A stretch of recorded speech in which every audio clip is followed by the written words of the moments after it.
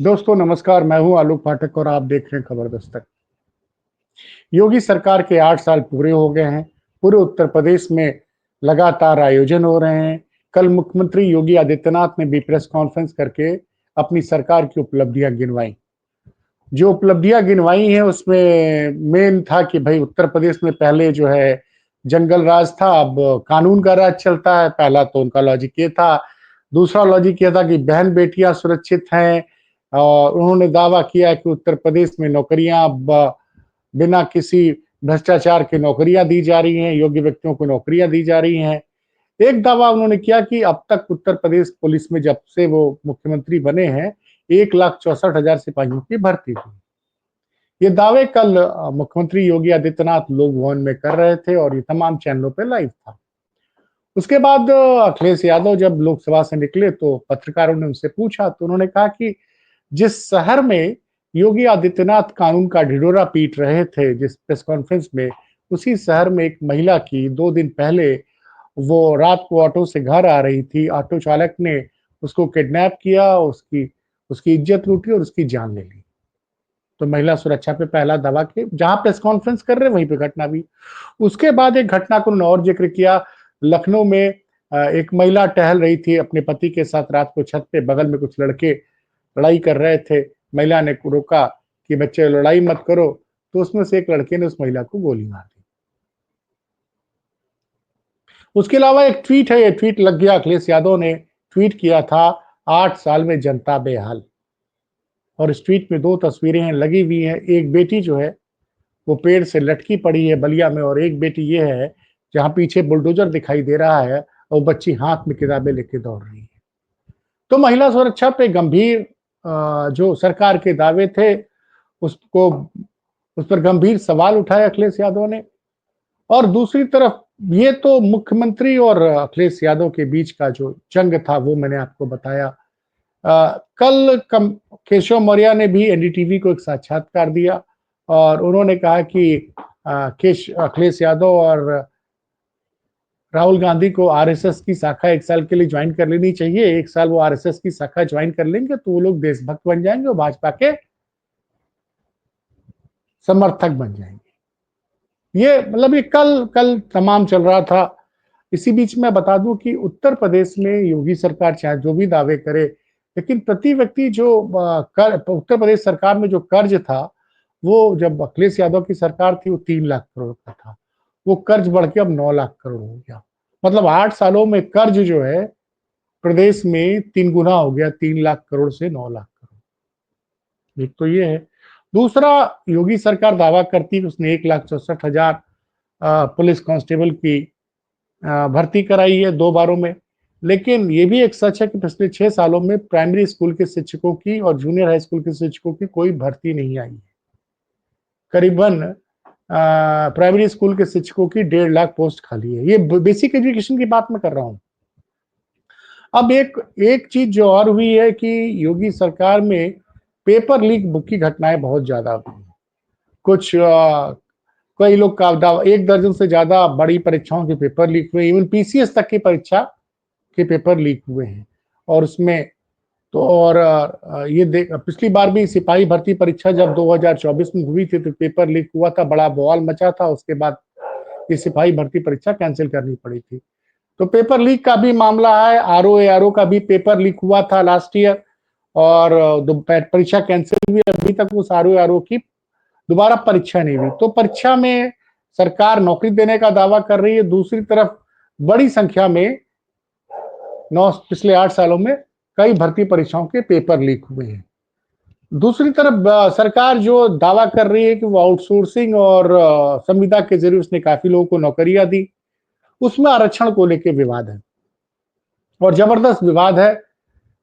उत्तर प्रदेश सरकार के उप मुख्यमंत्री केशव मौर्य ने खुद ही पूछा था पिछले साल 14 जनवरी को नियुक्ति विभाग से कि बताइए कि पिछले 8 सालों में संविदा और आउटसोर्सिंग में जो नौकरियां दी गई उनमें कितने लोगों को आरक्षण दिया गया है, दलित पिछड़ों और जो अब एक नया आरक्षण और आ गया है इकोनॉमिक रूप से वीकर सेक्शन के लिए। तो उस पर अभी तक सरकार की तरफ से कोई अधिकृत जवाब नहीं मिला है। मेरी नजर में नहीं आया, वो जवाब नहीं आया।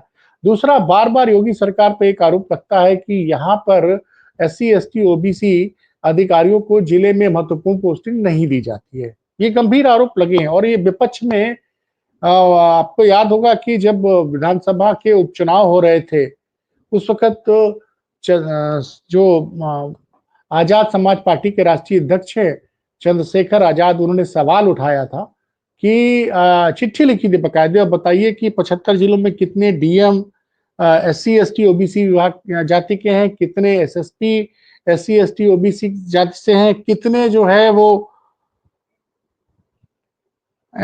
SDM है, पूरी एक लिस्ट मांगी थी महत्वपूर्ण पोस्टों पे।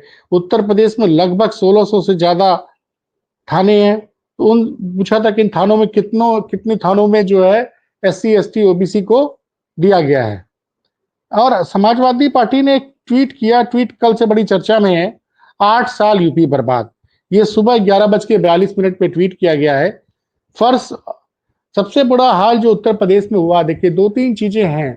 एक तो अस्पताल के बारे में आपको लगातार ये ट्वीट लग भी गया है, हेडलाइन पढ़िए, फर्श और सीढ़ियों पर बैठकर इंतजार करते रहे मरीज, सुनने की जांच के लिए लगा रहे 14 किलोमीटर की दौड़, बाहर से लिखी जा रही दीवारें, प्रसव के नाम पर हो रही वसूली, ये हेडलाइन है। मतलब लगातार रोज स्वास्थ्य सेवाओं का सबसे बुरा हाल है। मैं इस चीज का क्यों जिक्र कर रहा हूं, क्योंकि हमसे थोड़ी देर पहले उत्तर प्रदेश के उप मुख्यमंत्री ब्रजेश पाठक ने एक नया दावा किया।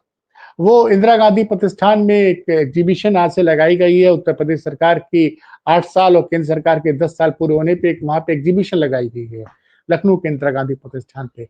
वहां पे बातचीत करते हुए उन्होंने बताया कि उत्तर प्रदेश में पहले उन्होंने आरोप लगाया कि सपाई लोग जो है गौकुशी करवाते थे और बहन बेटियां शाम 7 बजे के बाद घर से बाहर नहीं निकलती थी। अब ब्रजेश पाठक जी का ये बयान, एक तरफ तो ये रहा कि सपा के लोग गौकुशी कराते थे, गायों की जान लेते थे। तो आपको याद होगा कि एक नंदकिशोर गुर्जर जी हैं, विधायक हैं भारतीय जनता पार्टी के लोनी के। वो लगातार कह रहे हैं कि पश्चिम उत्तर प्रदेश में 50,000 गायों की रोज बलि चढ़ाई जा रही है। मतलब आज भी गौकुशी की घटनाएं हो रही हैं। तो या तो ब्रजेश पाठक ने नंदकिशोर गुर्जर के उस बयान को सुना नहीं, जिसमें वो आरोप लगा रहे हैं कि जो गौकुशी करने वाले लोग हैं, वो एक अच्छी खासी धनराशि, उन्होंने आरोप लगाया था कि उत्तर प्रदेश के मुख्य सचिव को पहुंचा रहे हैं। गंभीर आरोप लगे हैं। और वो कह रहे हैं कि सपाइयों के राज्य में गौकुशी की घटनाएं होती थी और जो एक दावा किया गया कि बहन बेटियां 7 बजे के बाद घर से बाहर नहीं निकलती थी, तो उस पे तो भी लगातार आपको सारी घटनाएं आई रही हैं। अखिलेश यादव का भी मैंने आपको बताया कि किस तरह से उन्होंने कहा कल लोकसभा के बाहर कि जिस जिस शहर में मुख्यमंत्री जी प्रेस कॉन्फ्रेंस कर रहे हैं, उसी शहर में एक ऑटो में महिला घर जा रही थी रात को, उसको किडनैप करके उसकी जान ले ली गई, उसकी इज्जत लूटी गई। तो महिला सुरक्षा के मामले में एनसीआरबी के आंकड़े भी बता रहे हैं कि महिलाओं के प्रति अपराध के मामले में उत्तर प्रदेश देश में नंबर 1 है। और जो दावा किया गया था कि 40 लाख करोड़ का निवेश लाया गया है, तो निवेश कहाँ आया ये तो अभी तक दिख नहीं रहा उत्तर प्रदेश में। लेकिन निवेश के नाम पे भ्रष्टाचार की खबरें लगातार आरोप लगते थे और अभी हाल ही में योगी जी ने खुद अपने, आप सोचिए, जिस सरकार ने दावा किया हमारे यहाँ 40 लाख करोड़ का निवेश का एग्रीमेंट हमने साइन किया, निवेश के लिए माहौल बनाया गया, तो निवेश जिस आदमी को इन्वेस्ट यूपी का सीईओ बनाया गया था, वो एक आईएएस थे, अभिषेक प्रकाश, 2006 बैच के। उनके ऊपर आरोप लगा कि वो उत्तर प्रदेश में निवेश करने वालों से 5% कमीशन मांग रहे थे और इस आरोप की जांच कराई योगी सरकार ने, आरोप सही पाए गए और वो उनको सस्पेंड कर दिया गया।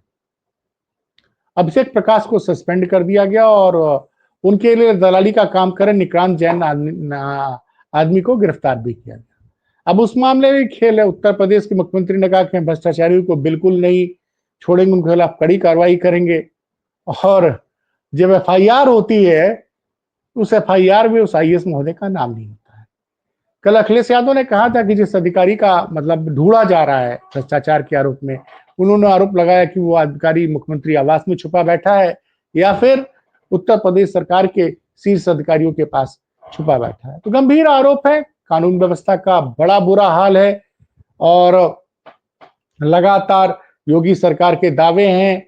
एक तरफ दावा किया जा रहा है सड़कों को लेके कि सड़कें हमने बहुत अच्छी उत्तर योगी सरकार का दावा कि हमने बहुत अच्छी सड़कें कर दी हैं। तमाम दावा कर रहे हैं कि तमाम उत्तर प्रदेश में बहुत सारे एयरपोर्ट्स खुल गए हैं।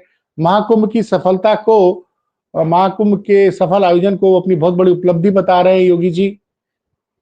तो योगी जी के दावे हैं अपनी तरफ, लेकिन दूसरी तरफ विपक्ष भी लगातार प्रहार कर रहा है और उससे सवाल पूछ रहा है। इसी बीच कल एक दैनिक भास्कर ने सर्वे किया था, उसमें पता चला कि भाजपा के 258 विधायकों में से 228 के 228 विधायकों ने जनता की नजर में जो वायदे किए थे वो पूरा नहीं किए थे। 258 228 के प्रति जनता ने कहा कि इन विधायकों ने जो हमसे वादे किए थे पूरे नहीं किए थे। ये 3 साल बाद की रिपोर्ट है। साथ ही 258 में से कहा कि 215 लोगों को तो दोबारा टिकट नहीं मिलना चाहिए विधानसभा के चुनाव लड़ने का। तो ये भी एक बड़ी नाराजगी है भाजपा के विधायकों के प्रति। और दूसरा कि एक आजकल बड़ी चर्चा है कि केंद्र योगी आदित्यनाथ कब तक मुख्यमंत्री रहेंगे। कई लोग ये दावा कर रहे हैं कि नवरात्रि शुरू होते उत्तर प्रदेश को नया मुख्यमंत्री मिल जाएगा। इसी बीच केशव मौर्य के आवास पे बड़ी संख्या में भाजपा विधायक लगातार मिल रहे हैं और उसकी तमाम फोटो भी सार्वजनिक की जा रही है। तो ये जो मुद्दे उठ रहे हैं 8 साल में योगी जी अपनी उपलब्धि बता रहे हैं। बार बार वो जिक्र करते हैं कि अयोध्या के राम मंदिर की बात करते हैं, राम मंदिर और रामपथ की बात करते हैं, अयोध्या का विकास हुआ, काशी विश्वनाथ कॉरिडोर की बात करते हैं। ये योगी सरकार लगातार दावे करती है।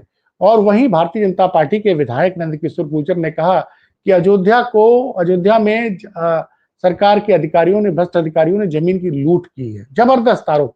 देखिए मैंने कहा ना कि उप मुख्यमंत्री ने अब से थोड़ी देर पहले लखनऊ में बोला ना कि सपा के राज में गौकुशी होती थी और उन्हीं की पार्टी का विधायक लगातार आरोप लगा रहा कि अकेले पश्चिम उत्तर प्रदेश में 50,000 गायें रोज गौकुशी हो रही है और जो गाय गौकुशी का धंधा करने वाले हैं वो अच्छा खासा पैसा वो उनके हिसाब से तो 50 करोड़ रुपया हर महीने पहुंचा रहे हैं वो। उन्होंने आरोप लगाया है कि अधिकारियों को दिया जा रहा है। तो सरकार के प्रमुख अधिकारियों पर भ्रष्टाचार के आरोप लग रहे हैं। एक अधिकारी को योगी जी ने बिहार में 2006 बैच के आईएएस को सस्पेंड भी किया हुआ है। कानून व्यवस्था का आलम बताया मैंने कि बेटी एक 32 साल की महिला की जान ली गई, उसके बाद दूसरी महिला ने जो मना किया उसको गोली मारी गई और उसी दिन जिस दिन एक ऑटो वाली महिला जिसकी जान ली गई थी जिसने उसकी जान ली थी उसका एनकाउंटर किया पुलिस ने। वहीं बगल में थोड़ी देर बाद दो युवकों की बेरहमी से जान ले ली गई थी लखनऊ में। ये सब लखनऊ के अपराध में बता रहा हूँ, ये लखनऊ के अपराध। लखनऊ में जब महिलाएं बेटियां सुरक्षित नहीं है तो उत्तर प्रदेश में का दावा तो आप समझ ही सकते हैं कि उत्तर प्रदेश में कानून व्यवस्था का क्या हाल है। तो जब बहन बेटियां लखनऊ में सुरक्षित नहीं है तो अखिलेश यादव की बात पे दम लगता है। लेकिन फिर भी ब्रजेश पाठक दावा करते हैं कि सपा के जमाने में बहन बेटियां घर से बाहर नहीं निकलती थी। तो ये परिस्थिति है। अभी उत्तर प्रदेश सरकार 14 अप्रैल तक लगातार इस तरह के आयोजन करेगी हर जिले में और अपने 8 साल के सरकार के जितने भी उपलब्धियां उनको गिनाएगी। तमाम आयोजन हो रहे हैं। इस बीच विपक्ष भी लगातार हमलावर है और इसी बीच खबरें आ रही हैं कि भारतीय जनता पार्टी में सब कुछ ठीक नहीं है। नंदकिशोर गुर्जर के बारे में भी लगातार उन्होंने अपनी पार्टी के खिलाफ मोर्चा खोल रखा है, तो उनकी खबरें अलग हैं। उत्तर प्रदेश में जो भी होगा उसकी आपको सबसे पहले हम उसको खबरें आप तक लाने का प्रयास करेंगे। हमारा खबर कैसी लगी बताइएगा जरूर। अच्छी लगी हो तो शेयर कीजिएगा और कोई कमी हो खबर में तो कमेंट बॉक्स में आके कमेंट कीजिएगा। चैनल को देखते रहिए, शेयर कीजिए, सब्सक्राइब कीजिए, अपना स्नेह बनाए रखिए। बहुत बहुत धन्यवाद।